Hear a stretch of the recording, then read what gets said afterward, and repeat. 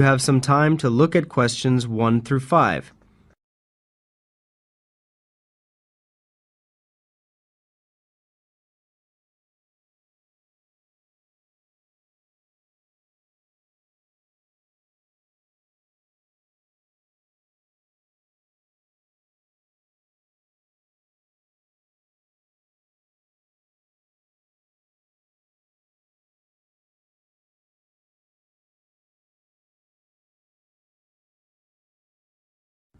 Now we begin. You should answer the questions as you listen, as the recording is not played twice. Listen carefully to the conversation and answer questions 1 to 5. School of Architecture, Professor Burt's office. Oh, good morning. I was wondering if you could give me some information about the forthcoming Architecture 21 conference. Dates, enrolment procedures, costs, that sort of thing.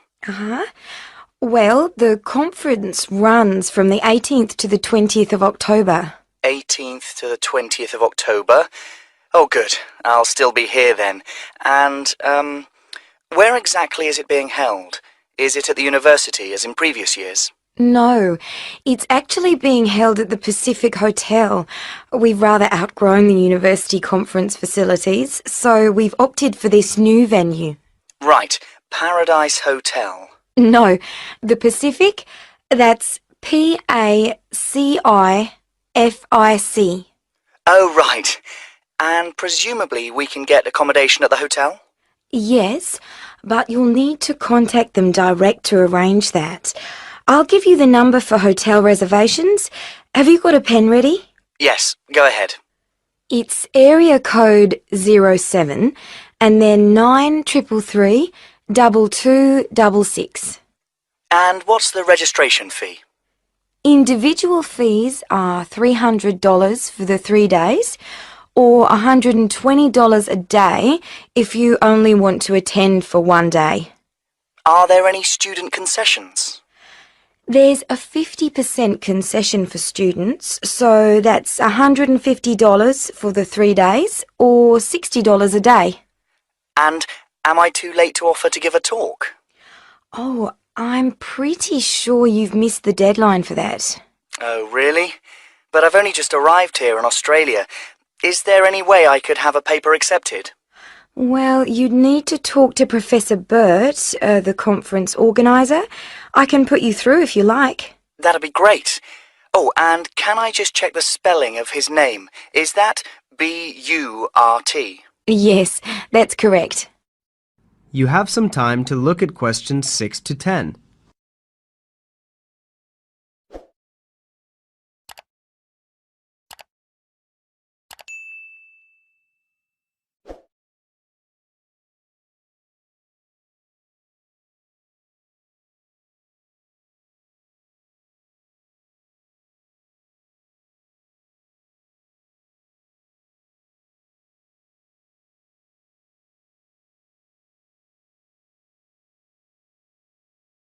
Now listen carefully and answer questions 6 to 10.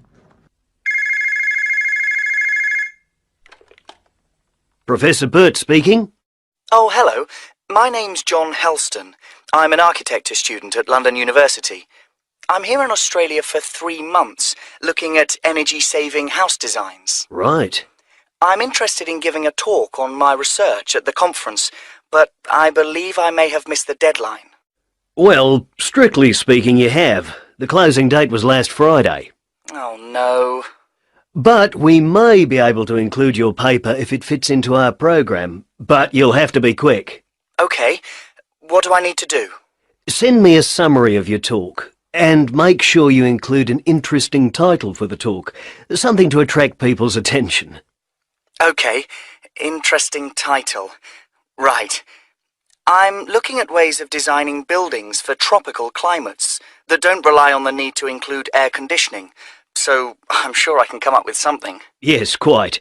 But remember, the outline should be no more than 300 words. Right. I'll try to keep it down to 300 words, but would 400 be okay? No, not really, because we have to print it in the proceedings and we just don't have the space. Sure. I understand. And also, can you send me a short CV, the usual stuff, name, age, qualifications, that sort of thing? Right. Okay. Short CV. Actually, you can email it to me. That'd be quicker. Sure. What's your email address? Well, the best thing would be to send it to the conference administrative officer at info, that's INFO, at uniconf.edu.au. Right. I'll do that straight away. That is the end of Section 1. You will now have half a minute to check your answers.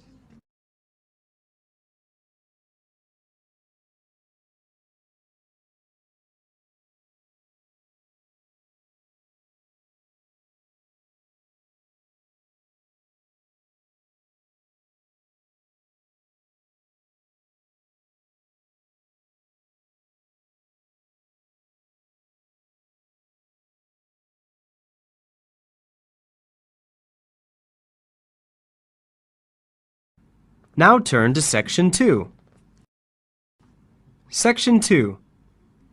First, you have some time to look at questions 11 to 15.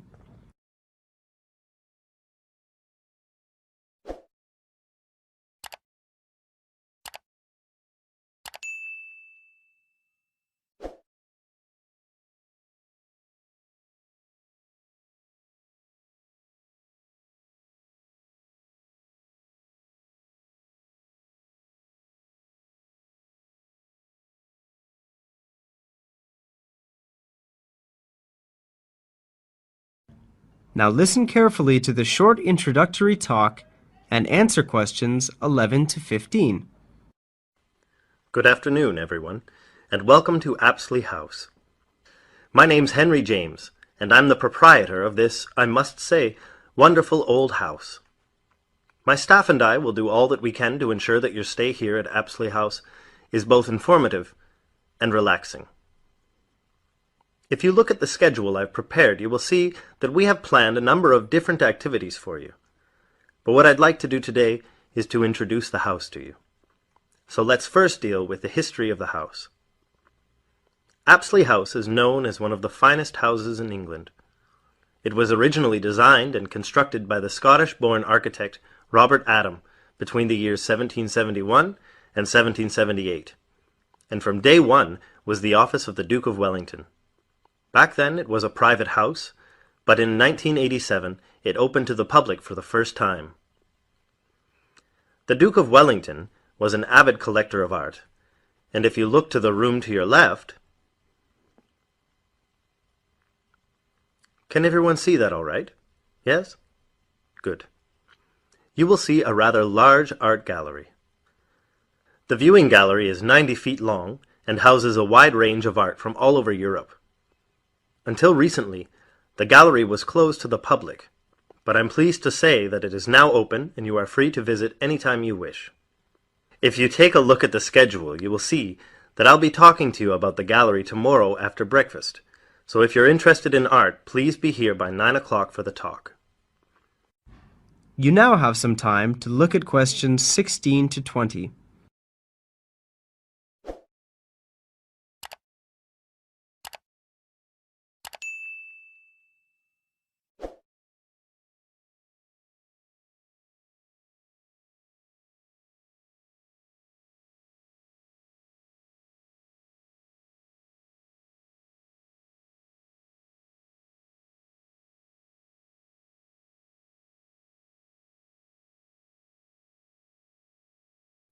Now listen to the rest of the short introductory talk and answer questions 16 to 20. This room here, to your right, is the cafeteria. Breakfast is served from 7:30 to 8:30 a.m., although you can request breakfast in your room if you prefer. The dining hall serves a traditional English breakfast, although vegetarian food is available on request. Just let the kitchen staff know the previous evening. Outside you will find a magnificent garden. A section of the garden was converted into a car park in 1990 to make way for the growing number of visitors. Nevertheless, much of it remains and is an ideal place for you to wander and enjoy the peace and quiet, or simply sit and read. There are a lot of animals in the garden, including birds, squirrels, rabbits, oh, and not to forget Felix the cat. Now don't be alarmed if the animals come up to you. They are used to people and very friendly. Anyway, dinner will be served at 7, so in the meantime, please feel free to simply wander and enjoy the hospitality Apsley House has to offer. That is the end of Section 2. You will now have half a minute to check your answers.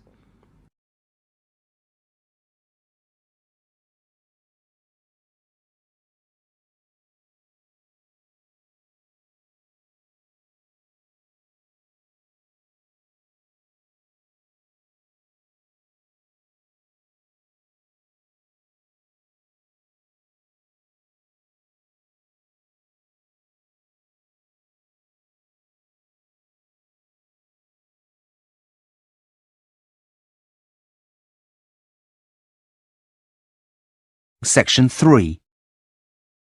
You will hear two students, Anna and Chris, talking about postgraduate courses in music. First, you have some time to look at questions 21 to 25.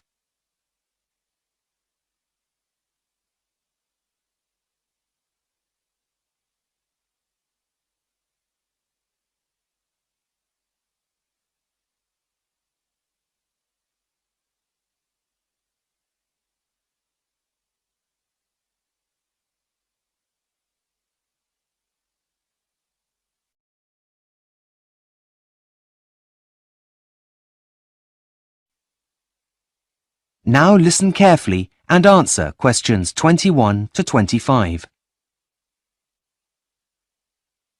Hi, Chris. What are you doing here? I thought you were supposed to be revising for your finals in the library. Yeah, well, I decided it was time for a break. I really wasn't being very productive, so thought I'd come and have a coffee and some fresh air to see if that'd help. What are you doing with all those prospectuses? Well, I'm trying to decide which university to apply to for my MA in music. The choice is really overwhelming. Well, that certainly is a big pile of prospectuses. Maybe talking about it will help you at least narrow it down. I've got some time, and to be honest, it'll be a welcome distraction from my dissertation. Great! Thanks, Chris. So far, the universities that appeal the most are the Academy in London, Leeds Conservatory of Contemporary Music, and the Henry Music Institute, which is also in London. I'm not an expert, but wouldn't the Henry Music Institute be the best, as it's the one that everyone's heard of? Well, yes and no. Leeds Conservatory of Contemporary Music is also pretty famous. And although the Academy in London is less well known, they've got some excellent modules on offer. But still, it's always good to have a well-known name on your CV, even if Leeds Conservatory of Contemporary Music and the Academy in London are good.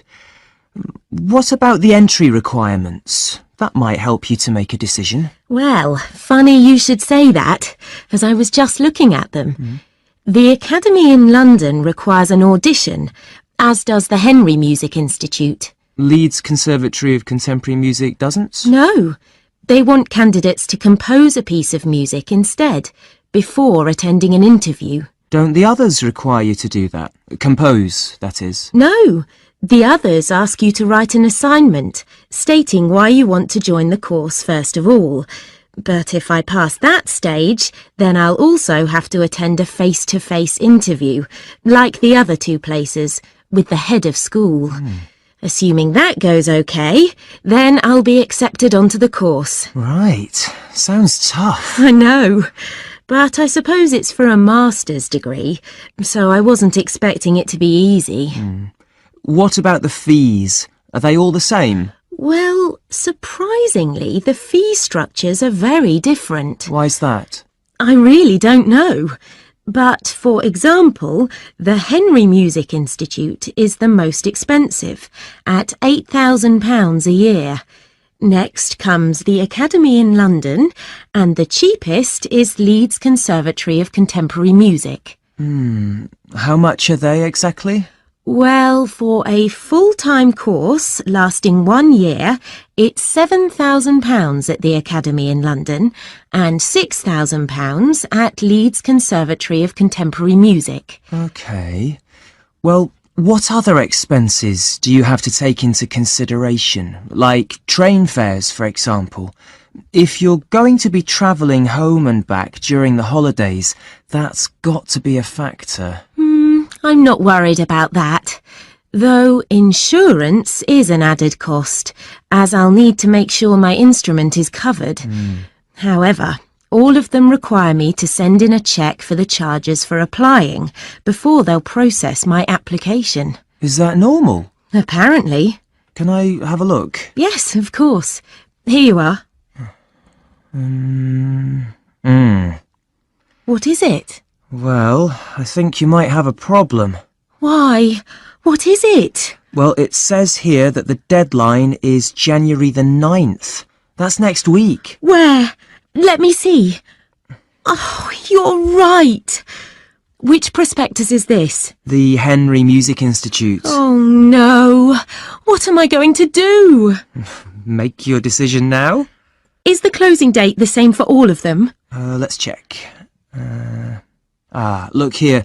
Leeds Conservatory of Contemporary Music is on the 19th, but the Academy in London isn't until the 30th of this month. OK, I'd better hurry up and make a decision. Before you hear the rest of the conversation, you have some time to look at questions 26 to 30.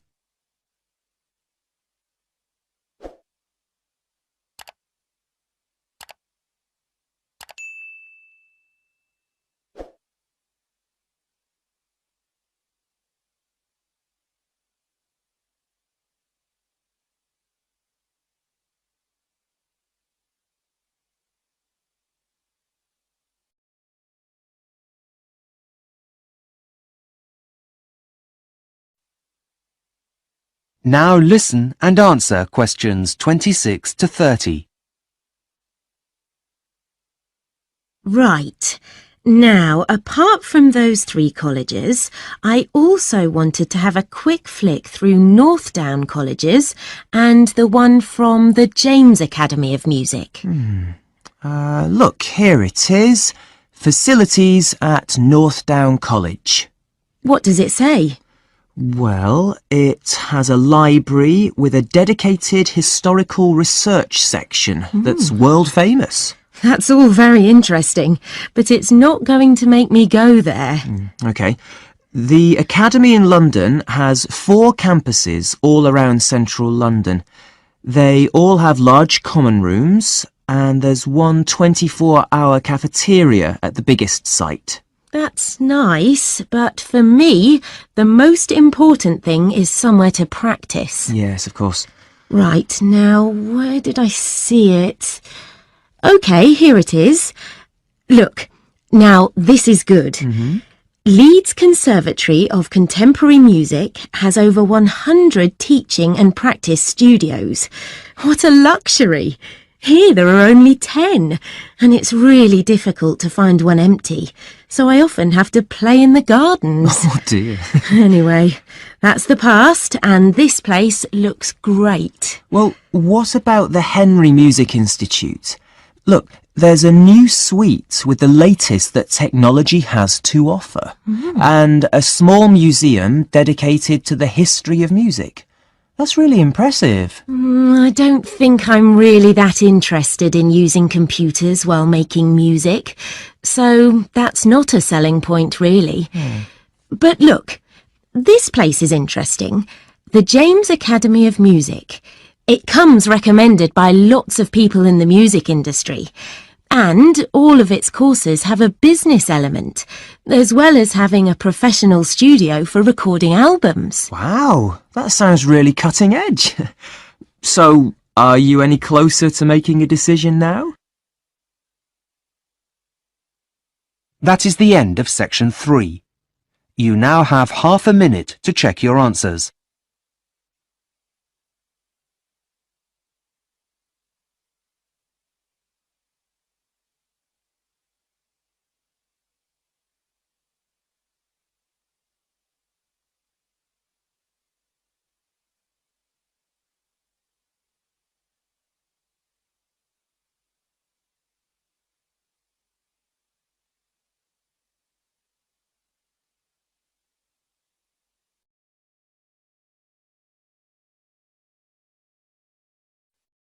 Section 4.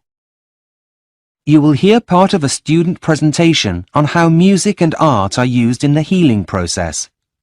First, you have some time to look at questions 31 to 40.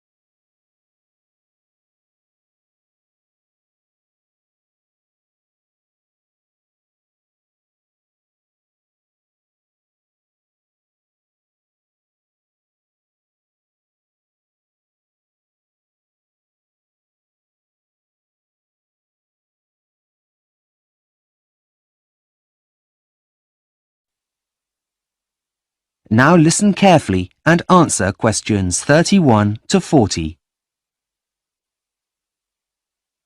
Hello everyone. Before we continue with our lectures on the history of music and art, we'll be listening to Michael's presentation on how music and art are being used to help with the healing process in the 21st century. Michael, are you ready to begin? Yes, I think so. Thanks, Professor. Right, good morning all. As Professor McKinley just stated, I've been doing some research into the healing powers of art and music, and I'd like to present my findings to you today. I intend to demonstrate the positive effects of music and art on patients' emotional, social, as well as physical well-being. Let's begin by going back in time to the most famous of nurses, Florence Nightingale. Way back in 1860, Florence Nightingale wrote in her Notes on Nursing that brightly coloured flowers and art helped her patients to recover more quickly. Although her comments were viewed with scepticism at the time, she was, we believe, the first of many health professionals to state this. Over the following years, there were many other studies that tried to prove that a link between art, music, and health exists, but very few of them were strictly controlled, so the results were variable and therefore unreliable. However, one American study was different.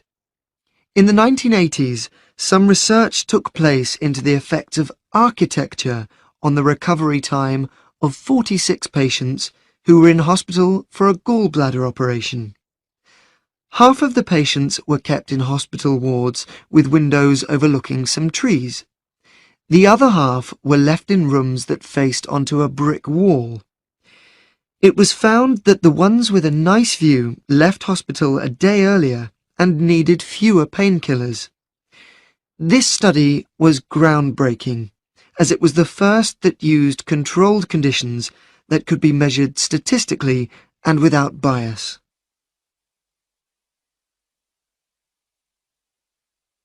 Now I'd like to bring you up to date and take a closer comparative look at 3 research projects on 3 very different types of patient. The first monitored the health of unborn babies. In the study, which took place at a hospital in London, babies were played live music and their heart rates were monitored. A healthy baby's heart would beat around 110 to 160 times a minute, but researchers found that their heart rate increased by up to 15 beats a minute on average without the mother's pulse changing. This is a good sign that the baby is healthy. In addition, the mothers that took part in the survey also said they felt more relaxed.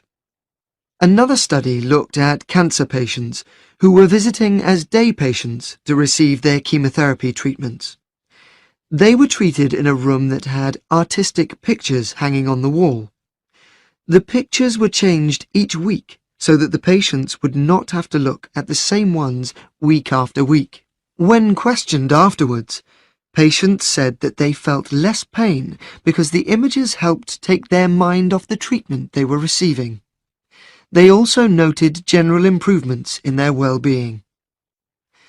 Finally, the last study analysed the treatment of a group of elderly patients who were in hospital to have a hip replacement operation, and so they needed to stay for around 10 to 14 days.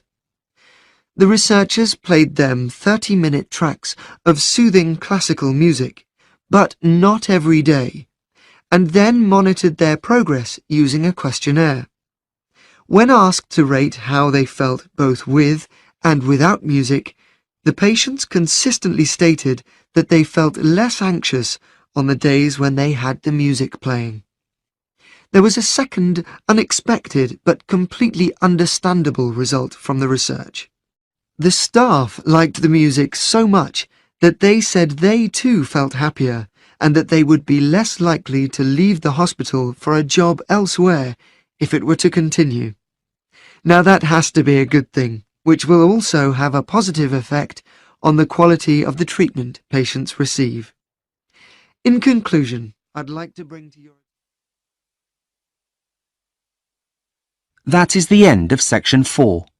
You now have half a minute to check your answers.